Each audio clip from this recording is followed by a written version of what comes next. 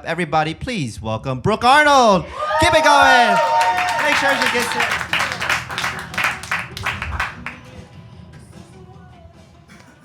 Hello? It's me. I wanted to create an association between myself and Adele for you. Because I feel like anytime you experience any media that's not her right now, it's a disappointment.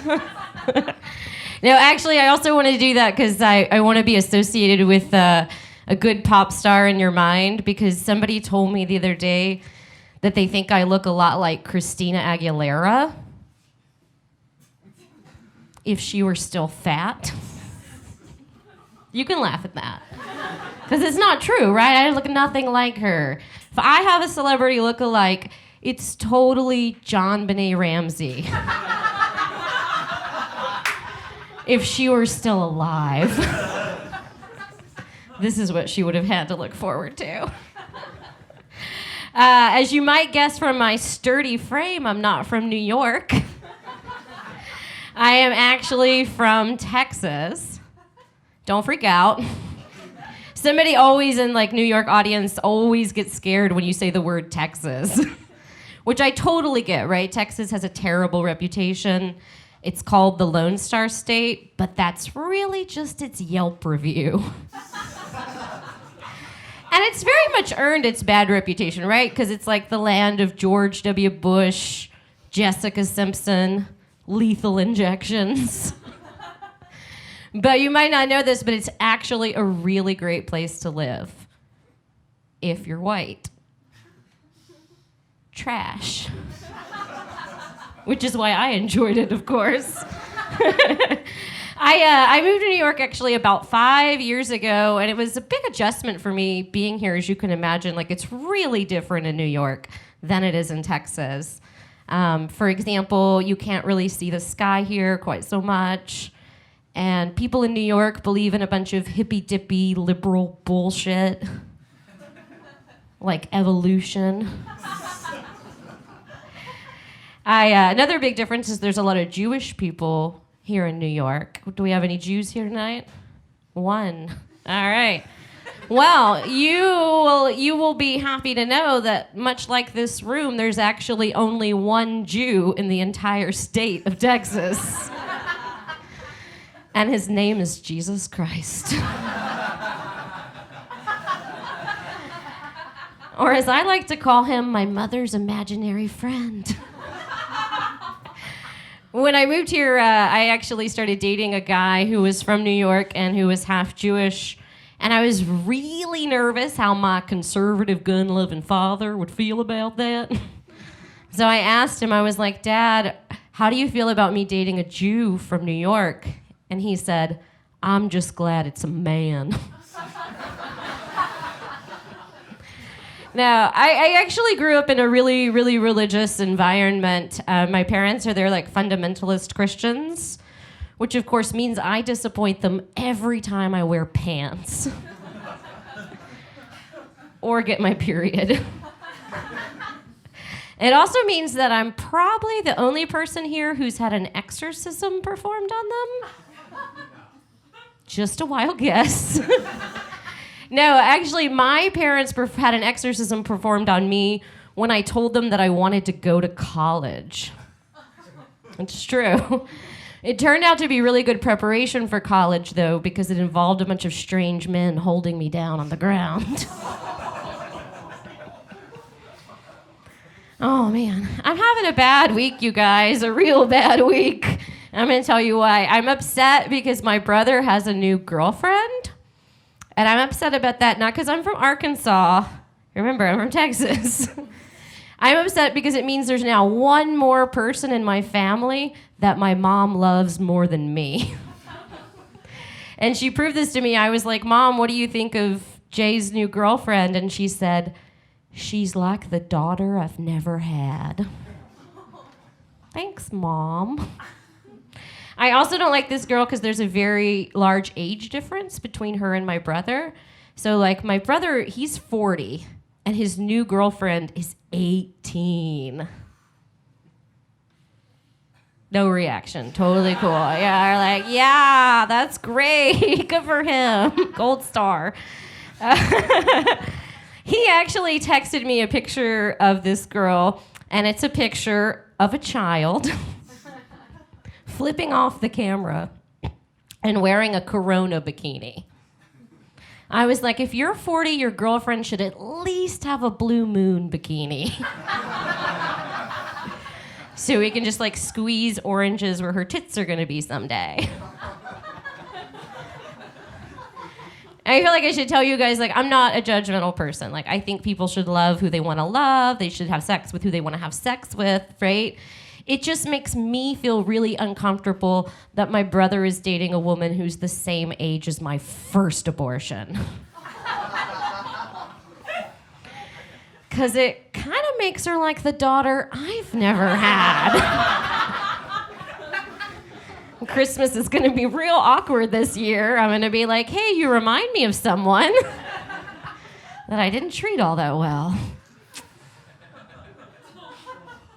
While we're on the topic, did you guys know that actually when you go to have an abortion, you can check a box if you'd like to donate the fetus to scientific research? Did you know that? It's true. I've done it both times. Which, of course, means it's now possible that my unborn children will accomplish more than I ever will. Right? Think about it. Like, they could be curing cancer right now. I woke up this morning with Dorito cheese caked on my fingers. I think they really could be the best people who've never lived. I read this article the other day that there's this scientist in Japan, and he's taking those, like, full-size sex dolls, like those real dolls, you know what I'm talking about? And he's going to put artificial intelligence in them so that they can start talking. I want you to just think for a second about like the kind of guy who has sex with a sex doll and then just realize that these dolls are only going to be programmed with lies. That's all they're going to do, right? They're going to say things like, oh, it's so big. Or the classic lie, that feels good. Or maybe, since they're sex robots, something like, autism is sexy. Somebody got mad at me for telling that joke the other day, believe it or not.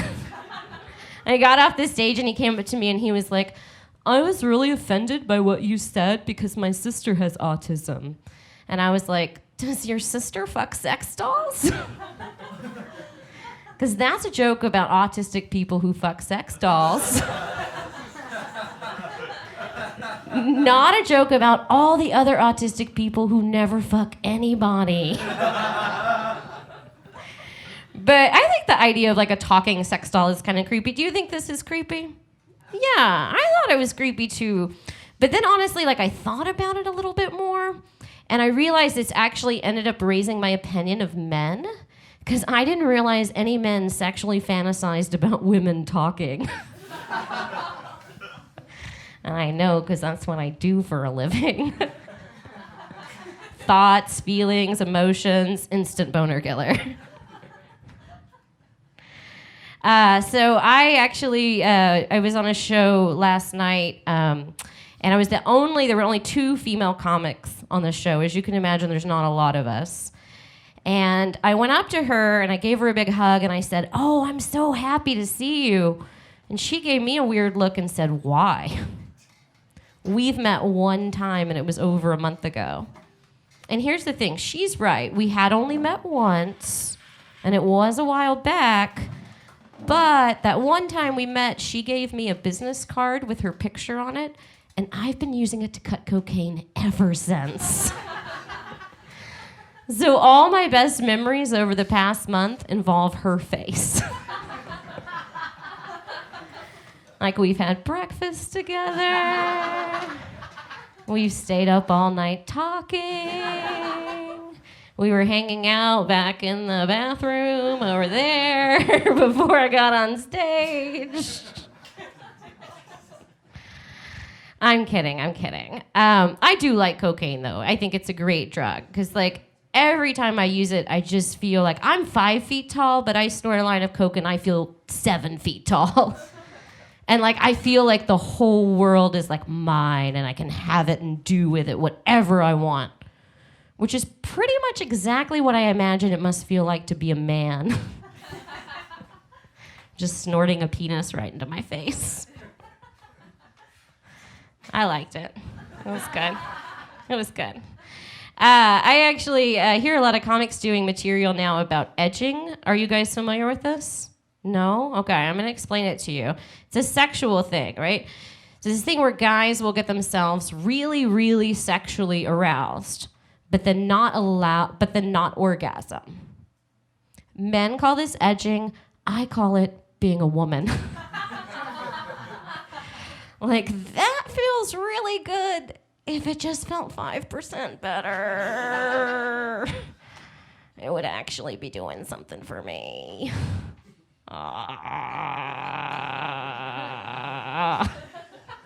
Something like that. Oh my goodness. So I was actually masturbating the other day, believe it or not. And I had just turned on my vibrator when a jackhammer started going off right outside the window. And it ruined the entire experience. Because like that sensation could really just not compete with that sound. So I felt like I have two choices right now, right? I can turn it off and give it up for the day, or I can set the vibrator to 10, but ruin myself for every sexual experience I'm ever gonna have. I'll let you decide which one I picked. But it's actually, I mentioned before I'm in a relationship, and my boyfriend actually thinks it's like sexy that I have a vibrator, and so he's always trying to get me to like use it in front of him. But the thing about it is like I won't do that because when I masturbate, I want to be able to use my ugly cum face. Like I just want to be full on like. Not working if your face isn't hitting your knees. That's what I'm saying. That's the minimum. That's the minimum for me. Oh my God. You guys have been such a great crowd. I am going to leave you with this. Actually, no, I'm just going to freaking go already. Thanks so much for having me.